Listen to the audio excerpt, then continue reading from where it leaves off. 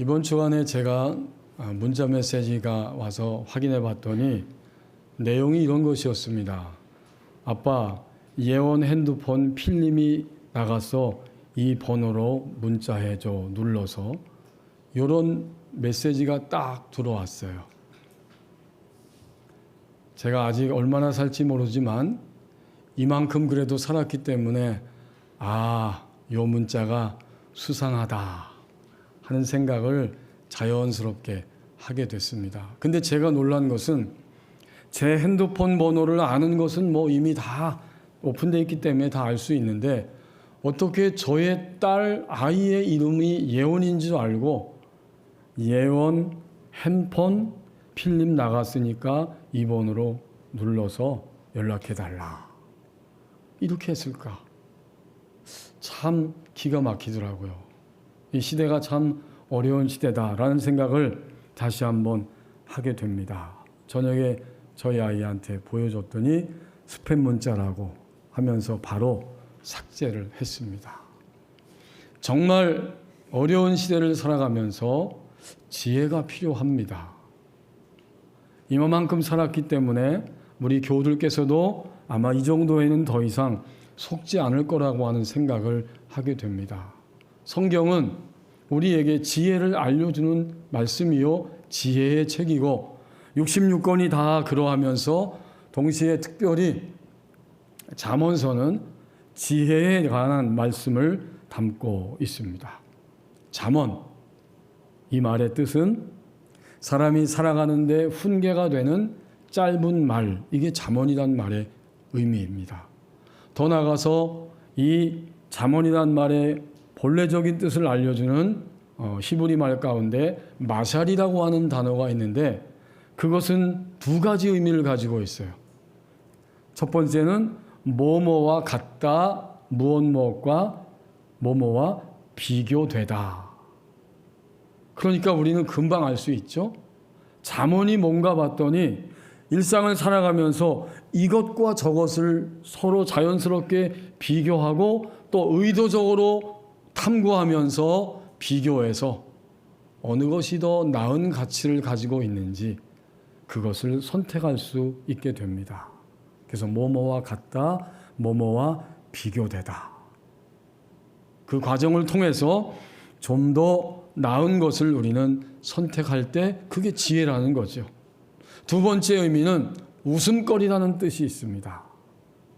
어떤 사람이 말을 하거나 행동하거나 그의 인생을 살아가는데 모든 사람에게 웃음거리가 되는 거예요. 그래서 웃음거리가 된 한 개인, 동시에 웃음거리라고 불리우는 한 나라가 있습니다.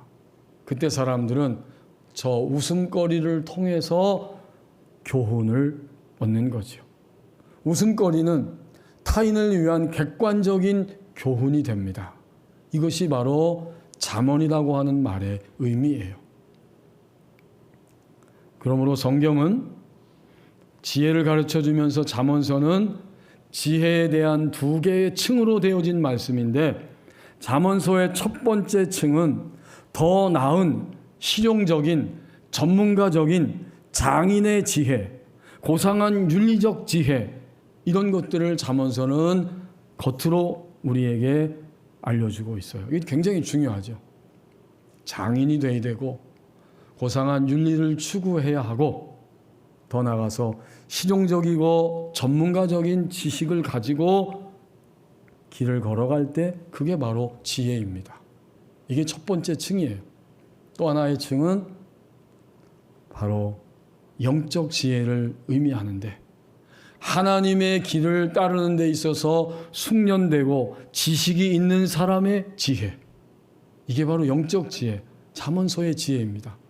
이때 지혜자는 누구냐면 하나님을 경외하는 삶을 살아가는 능력을 가진 사람. 어렵지 않죠? 결국 잠언이 말하고 있는 지혜는 하나님의 길을 추구하고 따라가는 데 있어서 능력을 가지는 것이 지혜고 그런 사람이 바로 지혜자입니다. 최근에 우리 한국 사회에서 일어나고 있는 일 가운데 하나가 함께 손을 붙잡으면 잘 될 것 같고 행복할 것 같아서 길을 걸어가고 있다가 낭패와 고통과 배신의 현상이 그대로 드러나고 있다는 사실을 알았을 때에 당사자도 충격을 받고 국민들도 허탈할 수밖에 없는 그런 일이 일어났어요. 아마도 여러분이 능히 눈치를 채셨을 거예요. 한 여성이 남성인 줄 알고 교제하다가 결혼까지 하려고 했는데 알고 보니까 또 여성이야. 거기에 수많은 금전이 왔다 갔다 했고 사회적인 위치도 이제 다 추락하게 되는 이런 쓰라린 사건을 우리는 보고 있습니다. 이러한 일상 속에서 도대체 누구의 손을 잡고 우리의 인생을 살아가야만 하는 것인가? 오늘 예배 자리에 있는 우리는 당연히 하나님의 손을 잡았어요. 동시에 하나님의 손을 잡았다면 우리는 사람과의 손도 일생 동안 잡고 살아가야 합니다. 그래서 손을 잡고 사는 일상 속에서 우리는 어떤 것이 지혜인가 하는 것을 하나님이 오늘 주신 본문을 통해서 듣게 됩니다. 오늘 17장 18절 말씀에 보면 한 사람이 등장하게 되는데 그 사람은 바로 오늘 이 17장과 또 잠언서의 대부분을 기록한 지혜자인 바로 솔로몬입니다. 이 솔로몬 지혜자가 어떤 한 사람이 이렇게 일상을 살아가는 것을 보고 있습니다. 그가 등장했는데 그의 생활을 보니까 어떻게 행동하느냐. 누군가의 손을 덥석 붙잡는 거예요. 그리고 누군가의 손을 덥석 붙잡아주고 있습니다. 곧 악수하는 거죠. 그래서 여기 18절에 이렇게 말합니다. 지혜 없는 자는 남의 손을 잡고 악수하는 거예요. 그의 이웃 앞에서 보증이 되느니라. 이 내용을 들여다보니까 어떤 사람이 이웃들이 있는 앞에서 갑자기 곤란해하고 힘들어하고 애타하는 어떤 사람의 손을 딱 잡아주고 있는 거예요. 그리고는 하는 말이 걱정하지 마. 내가 보증해 줄게. 내가 보증 서줄 테니까 그런 거 정도는 나는 충분히 할 수 있어. 그러니 염려하지 마. 라고 말하고 있는 겁니다. 바로 그 현장을 솔로몬이 보고 기록하다가 18절 말씀을 기록한 거예요. 그리고 이렇게 말합니다. 솔로몬이 말하는데 솔로몬의 입을 통해서 하나님이 하시는 말씀이죠. 지혜 없는 자는 남의 손을 잡고 그의 이웃 앞에서 보증이 되느니라. 이 사람이 누군가가 힘들어하고 호소하고 있는데 그의 손을 잡아주기 전에 이렇게 호소하고 있는 사람이 어떤 인격을 가지고 인생을 살아왔는지 생각하지도 않고 또 그가 말하고 있는 그 돈의 가치, 보증해달라는 금액에 대해서 얼마인지 묻지도 않고 내가 과연 그 금액을 보증 서서 감당해 줄 수 있을 것인가라는 것도 생각하지 않고 덥석 그 사람의 손을 붙잡아 주고 있었던 것이고 그는 그 목적이 다른 데 있는 것이 아니라 사람들 앞에서 자기 자신을 과시하는 데에 목적이 의도가 담겨져 있었습니다. 여기 18절에서 그의 이웃 앞에서라는 말씀이 있습니다. 이것이 다른 사람, 남의 손을 잡아준 사람의 의도를 보여주는 말씀이에요. 이웃 앞에서. 곧 과시하고 드러내려고 하는 의도를 가지고 이런 뜻이에요. 이제 상상이 되시죠? 그 정도는 내가 해줄 수 있으니까 염려도 하지 마라고 하면서 그 애타하는 사람의 손을 덥석 잡아주고 있었던 것입니다. 우리는 이 땅에 태어나기 전부터 그리고 태어난 이후에도 지금까지 누군가의 손길을 붙잡으면서 올 수 있었어요. 근원적으로는 하나님이 우리를 이 땅에 보내심으로 하나님의 손길에 의해서 우리는 태어난 것이고 그리고 나서는 태어나자마자 누구의 손길이죠? 부모님의 손길이죠. 부모님의 손길에 의해서 보호받으면서 또 인도받으면서 우리는 우리의 인생을 살아올 수 있었습니다. 이제 우리는 시간이 흘러서 부모님의 손길을 의지하지 않는 때가 오게 되고, 그때부터는 내가 이 사람 저 사람의 손을 잡으면서 살아가게 됩니다. 지난 한 주간 동안도 우리는 누군가의 손을 잡고 살아왔어요. 결국 손을 잡는다는 것은 사람과 사람 사이의 관계를 의미하고 있는 말씀이죠. 누군가의 손을 잡는다는 것은 내가 그 사람과 이제는 대인관계를 맺고 그 안에서 들어가서 산다는 의미예요. 그렇다면 오늘 이 말씀 28절을 읽으면서 내가 지금까지 지혜자였는가라는 사실을 질문하게 됩니다. 하나님의 손길, 또 나를 출생케 한 부모님의 손길은 당연히 의지하고 믿고 살아왔어요. 그러나 그 이후에 내가 누군가의 손을 일상 속에서 잡고 있는데 나는 지혜자로서 손길을 잡고 살아왔는가? 이것을 오늘 본문을 통해서 질문하게 됩니다. 누군가의 손을 잡는 면에 있어서 내가 도움을 받아야 할 약자이든지, 또는 내가 누군가의 약자의 손을 잡아주어야 할 강한 자이든지 간에 손을 잡을 때에 나는 지혜자처럼 행동하였는가? 이것을 18절 말씀이 우리에게 질문하고 있어요. 아마도 우리는 적어도 두 가지 실패가 그동안 있었을 것입니다. 시간을 지나서 2023년 11월 달 오늘 중순에 다가오도록 살아보면서 되돌아보니까 내가 손을 잡는 데 있어서 적어도 두 가지가 실패했어요.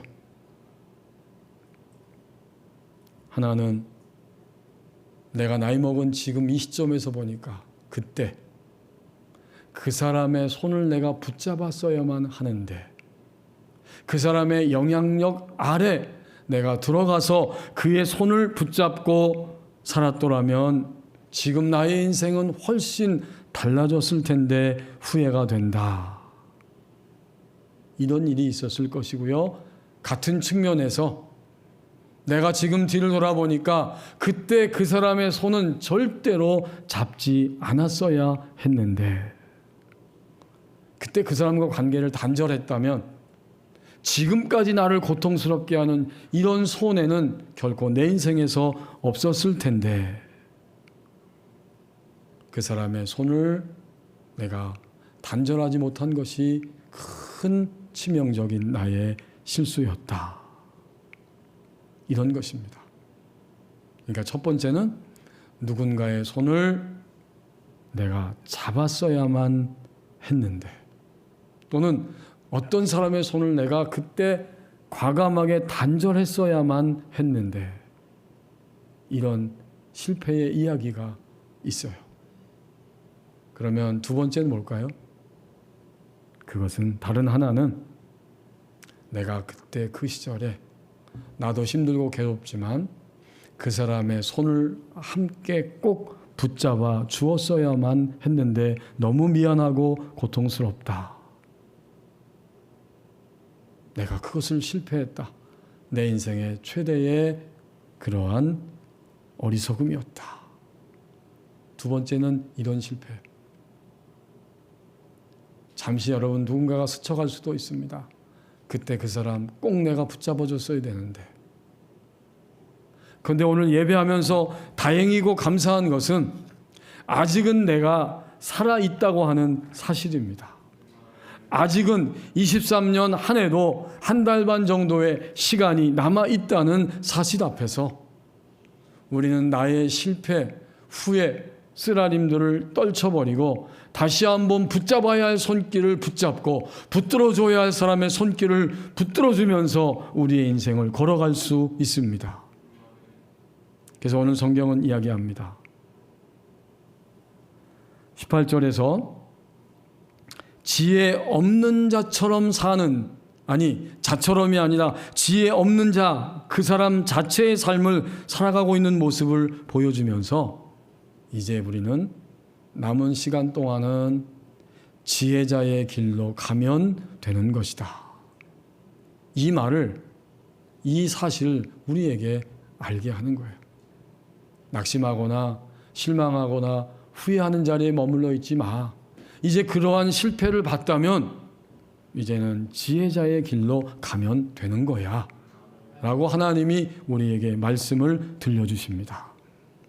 어떤 엄마가 자기 아이가 너무나 늘 배가 아프다고 이야기를 합니다. 속상해서 이렇게도 저렇게도 방법이 없어요. 그래서 학교 상담실에 상담 선생님을 찾아가서 상담을 하게 되었다고 합니다. 이제 엄마하고 아이하고 같이 갔어요. 아이가 상담 선생님에게 이야기하면서 내 뱃속에는 벌레가 살고 있어요. 그리고 이 뱃속에 있는 벌레가 집게로 항상 나를 찝어서 상처를 내기 때문에 나는 너무 힘들어요. 이런 이야기를 하는 겁니다. 어떻게?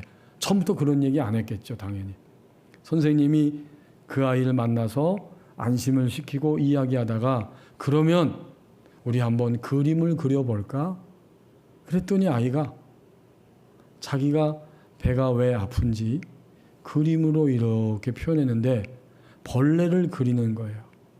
그리고 그 벌레가 집게로 자기 뱃속을 물어뜯는다는 겁니다.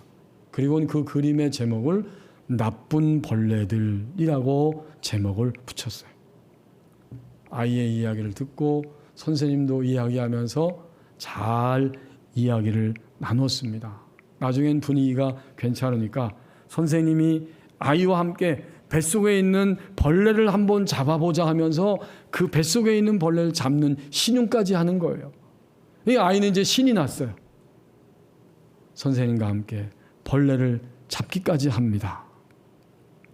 그리고 이야기가 다 끝나갈 때쯤 돼서 이 상담 선생님은 아이와 함께 그 아이가 그린 그 그림을 보고 그 배, 벌레가 있는 그 부분에다 대고 함께 입김을 호하고 불어주었습니다. 그 순간에 치료가 일어났어요. 선생님과 아이가 함께 뱃속에 그린 그 벌레, 거기를 향해서 그리고 그 벌레가 낸 상처를 향해서 호하고 입김을 불어줬더니 감사하게도 그 이후에 이 아이가 배가 점점 안 아프다는 거예요. 나중에는 배에 아픈 것이 다 사라지고 말았습니다. 어떤 생각이 드십니까? 이 선생님은 그날 그 아이에게 다가서면서 지혜자로 다가갔다는 사실을 우리는 알 수 있습니다. 아이의 손을 잡아주되 지혜자로서의 모습으로 아이의 손을 잡아준 것입니다. 실제로 상담 시간에 있었던 이야기예요. 초등학교에서. 그래서 오늘 이 잠언 17장 18절 말씀은 이제부터는 지혜자로서 손을 사용하는 자가 되라고 우리에게 말씀해 주십니다. 다시 한번 이 말씀을 들여다보면 너는 실패했다라고 끝나지 않고 서두에서 나눴던 것처럼 잠언, 마샬, 곧 웃음거리가 된 사람이나 국가는 타인을 위한 객관적인 교훈이 된다는 뜻이잖아요. 그러니까 오늘 남의 손을 덥석 잡고 무조건 자기를 과시하기 위해서 이웃 앞에서 과시하면서 내가 보증 서줄게 하는 이런 행동을 하는 사람을 통해서 우리는 교훈을 얻는 거예요. 앞으로 나의 사람과의 관계는 손을 어떻게 사용해야 할 것인가? 지혜자로서 손을 사용해야 한다는 말씀을 우리에게 들려주십니다. 어떤 이유가 있든 어떤 의도가 있든 덥석 누군가의 손을 잡거나 반대로 누군가를 외면하고 단절하고 무시하는 것이 아니라 우리는 지혜자로서 손을 사용하라고 하는 하나님의 음성을 이 본문을 통해서 듣게 됩니다. 그러면 지혜자로서 손을 사용하는 자가 되는 것은 어떻게 하는 것일까요? 하나님은 오늘 이 본문을 통해서 그것을 우리에게 깨닫게 하시기를 원하십니다. 지혜자로서 손을 사용하는 것은 어떤 과정을 통해서 이루어지게 되는 것인가? 어떻게 이루어지는 것인가? 첫 번째로 가장 먼저 내 자신이 점점 그동안에 나의 이중적 손길을 나는 사용하며 살았다라는 것을 의식하게 됩니다. 이게 먼저 오는 거예요. 오늘 솔로몬이 이 말씀을 기록하면서 이렇게 손을 덥석 잡는 사람의 모습을 보여주면서 나를 돌아보게 하는데, 나는 지혜자로서 어떻게 손잡았는가 그동안 볼 때 하나님을 의식하고 손을 내민 적도 있지만 하나님을 의식하지 않은 상태에서 내가 내 판단에 의해서 손을 내밀어 손을 잡은 이런 것들이 너무나 많이 있었습니다. 하나님과 관계없이 잡은 것과 하나님과 관계없이 내가 끊어버린 이런 모든 관계들, 나는 이렇게 이중적이었구나. 이것을 내가 인정할 수 있어야 됩니다. 이걸 깨닫고 인정함으로 첫 번째 지혜자의 손을 사용하는 길이 열려지게 됩니다. 사실 이 말씀 들을 때 내가 정말 그랬어라고 인식하는 것 자체가 우리가 새로운 영적 성장이 있다는 증거입니다. 그게 뭘 그래? 그냥 내가 알아서 이 손 저 손 잡기도 하고 높기도 하는 거지. 이러면 안타까운 거예요. 그래서 첫 번째는 나의 이중적 손길을 인정하고 깨닫는 것에서 시작이 돼요. 그렇다면 두 번째는 자연스럽게 나타나게 되죠. 하나님이 나의 인생 가운데 마주하게 하고 보내시는 모든 사람들에 대해서 이제 저 사람은 하나님이 내가 원하지 않든 또는 알지 못하든 원하든 지금 나에게 보내시는 사람이다 라는 것을 나의 영혼이 속사람이 인식하면서 성장할 수 있게 됩니다. 이건 정말 중요한 원리예요. 여러분이 대한민국에 태어나고 싶어서 태어나셨나요? 아니에요. 그렇기 때문에 하나님은 사람을 이 땅에 보내시고 그가 일생 동안 누군가를 마주치게 할 때, 길거리에 지나가는 사람을 마주보게 할 때도 거기에 하나님의 의도가 있는 거예요. 그러니 우리 가운데 다가온 모든 신자든 불신자든 누구를 나에게 보내줘서 관계성 안으로 마주치게 할 때에 그를 보내시는 분은 하나님이시다 라는 사실을 내 영혼이 인식하기 시작합니다. 이건 굉장히 다른 거예요. 첫 번째하고. 나의 이중성을 인식한 다음엔 그렇다면 이제부터 사람들은 하나님이 나에게 보내시는 사람들을 내가 만나고 있다. 이걸 깊이 내 속사람이 인식하는 겁니다. 그럼 어떻게 될까요? 그때 어떤 생각이 자연스럽게 따라오죠? 이제는 철저히 주님의 손을 붙잡고 이 사람에게 나가야 한다. 이걸 깨닫게 돼요. 내 기분과 감정과 판단과 기호를 딱 접고 주님이 왜 이 사람을 나의 삶의 시간표 속에서 보내셨을까? 라고 주님의 의도를 묻고 그 방향으로 나가기 시작합니다. 이게 주님의 손을 철저히 붙잡는 거예요. 우리 교회 어떤 남자 성도님이 그런 고백을 하시더라고요. 하나님의 영광을 위해 내가 행동해야 된다라는 마음이 왔다는 거예요.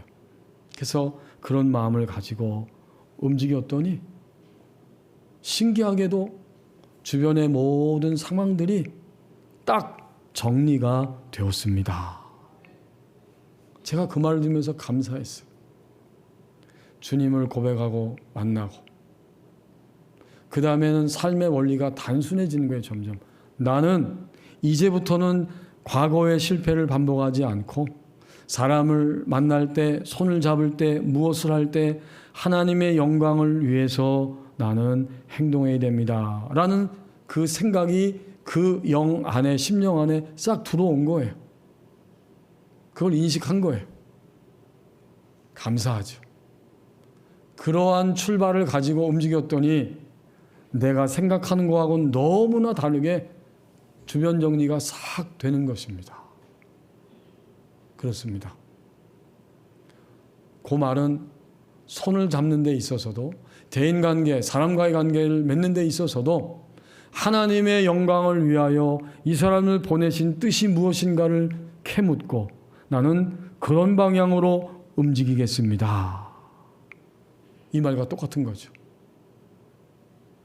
그리고 나니까 그날 밤에는 잠도 잘 자고 한 번도 깨지 않고 푹 자고 아침에 일어났다는 거예요. 하나님이 함께 하시는 거죠. 그 마음을 보시고. 하나님은 정확하시기 때문에. 그렇게 되면 이제 지혜자로서의 손을 사용하는 마지막 세 번째 단계가 오게 되는데, 주님의 손을 붙잡고 나가다 보니까 서로 만나는 사람의 손을 서로 붙잡아 주면서 더욱더 주님께 연결시키고, 좀 더 정확히 표현하면 주님께 연결시킨다는 의도도 갖고 있지 않음에도 불구하고 주님께 피차에 연결이 되어집니다. 이것이 지혜자로서 손을 사용하는 그러한 순차적인 모습들입니다. 이 시간 우리는 단 1초도 망설일 필요 없이 지금 내가 손잡고 함께 관계하고 만나는 개인, 집단, 모든 관계성 안에서 단 1초의 망설임도 없이 우리는 내 기호에 맞는 사람, 맞지 않는 사람, 그리고 어쩔 수 없이 함께 맞추는 척하고 살아가는 사람, 맞는다고 해도 어느 정도 맞는 사람, 50%도 안 맞아, 어떤 사람은 7, 80% 맞아. 1초도 망설임 없이 우리 안에 다 이미 계산이 되어 있어요. 벌써 저기서 걸어 들어오는 모습만 봐도 저 사람은 맞지 않는 사람, 저 사람은 전혀 함께 맞춰야 될 필요도 못 느끼는 사람, 이렇게 다 구분해 놨어요. 그런데 하나님은 오늘 우리에게 이 잠언서의 말씀을 통해서 분명히 깨닫기를 원하십니다. 이제부터는 누군가 손을 잡는다고 할 때 너는 지혜자로서 손을 사용하는 자가 되었으면 좋겠다. 앞으로도 우리는 이 땅을 떠날 때까지 누군가의 손을 잡는 일상을 살아갈 것입니다. 그리고 그것이 우리의 삶의 전부일 것입니다. 남편과 아내의 손을, 남편이 아내의 손, 아내가 남편의 손, 부모와 자녀 간의 손, 이 다 손잡는 이야기예요. 우리의 일상은. 이렇게 다가설 때 이제까지는 우리가 두 가지의 쓰라린 실패를 했을지라도 앞으로는 지혜자로서의 손을 사용하면서 우리의 인생을 살아가라고 주님이 말씀하십니다. 여러분, 출판사에서 책들이 많이 쏟아져 나오는데 하나는 기독교 서적이고 하나는 기독교 서적이 아닐 수 있어요. 근데 규장이라고 하는 출판사, 기독교 출판사가 있는데 거기에 책을 출판하게 된 오석환 목사님의 이야기가 있습니다. 이분은 1973년 12살 때 미국 가서 이민 가서 40년을 살았고 전반기 20년 동안은 이민 2세를 위해서, 한인들을 위해서 사역을 감당했고, 그 이후에는 하나님이 이곳저곳 선교사로 다니게 하시니까 선교 사역을 하면서 온 세계를 다니고 있습니다. 집은 LA에 있는데 이 LA 집에는 1년에 3개월 정도만 머문다는 거예요.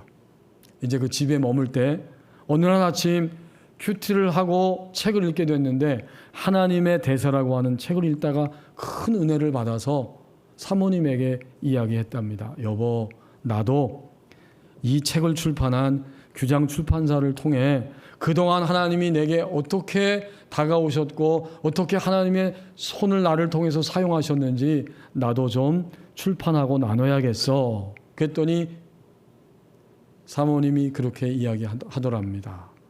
30년 동안 하도 엉뚱한 소리를 많이 들어서 거두절미하고 딱 한마디만 했습니다. 주님이 시키시면 하세요. 당신 생각이면 하지 말고. 그 말을 딱 들으니까 이게 혹시 내 생각 아니야? 약간 망설여졌어요. 아니야, 그래도 성령님이 주신 마음이라는 확신이 들어오니까 내가 이것을 추진해야겠다 하고 바로 같은 대학, 같은 신학대학원 미국에서 졸업한 서울에 있는 양재에 있는 새로운 교회, 한옥 목사님 심호하는 그 교회인데 한옥 목사님하고 같은 학교 출신이라 거기에 연락을 했습니다. 내가 이러이러한 큐티하다가 마음이 들었는데 책을 좀 출판했으면 한다. 규장을 통해서 이 한옥 목사님이 책 출판한 거 알기 때문에 연락을 했다는 거예요.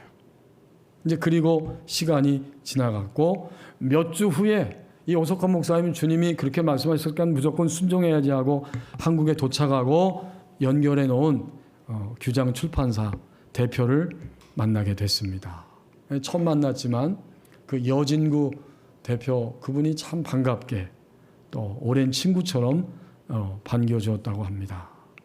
그리고 이야기를 딱 꺼내는데 이 규장 출판사 여진구 대표님의 말씀이 그렇지 않아도 하나님의 대사를 편집했던 우리 실장님이 2달 전에 목사님의 양력을 보여주면서 책을 출간하자고 제안을 했었습니다. 내가 그 말을 듣고 실장님 말을 듣고 인터넷 들어가서 목사님이 새로운 교회 한옥 목사님 그 섬기는 교회 와서 간증했던 것을 다 살펴보았습니다. 그리고 출판사 돌아와서 편집팀에게 이제 이 일을 할 것인데 우리는 우리가 나서기 전에 주님의 인도하심을 기다리자. 그리고 기다리고 있었습니다. 근데 그 기다리자고 말했던 그날 바로 이 오석환 목사님을 통해서 그 메일이 전달이 된 것입니다. 이 오석환 목사님은 힐링이라고 하는 그 책, 히어링, 힐링이 아니라 히어링, 듣기, 그 책을 통해서 이런 말을 들려줍니다. 만약 내가 주님의 음성을 듣고 괜히 엉뚱한 생각을 했다라고 여겨 순종하지 않았다면 어땠을까? 너무 기쁘고 감사해서 그 대표님과 함께 이야기하고 출판사 건물 옥상으로 올라갔더니 거기에 아담한 기도실이 있었고 2사람이 들어가서 하나님께 무릎을 꿇고 이 일을 위해 중보하며 감사의 기도를 드렸다. 이렇게 말하고 있습니다. 이 모든 이야기는 우리에게 무엇을 의미하고 있을까요? 우리가 주님을 믿은 지 10수년 지났습니다.